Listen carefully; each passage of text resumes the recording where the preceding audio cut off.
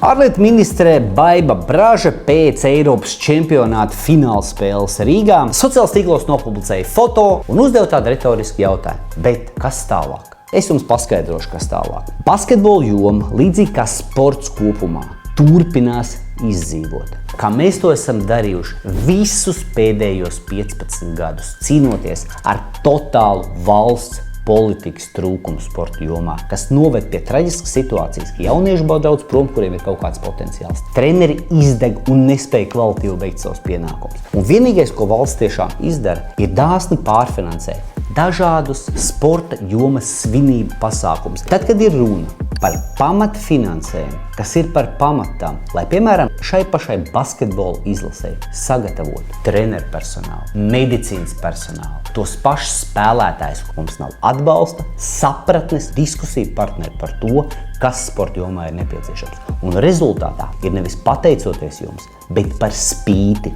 jums un jūsu kolēģiem.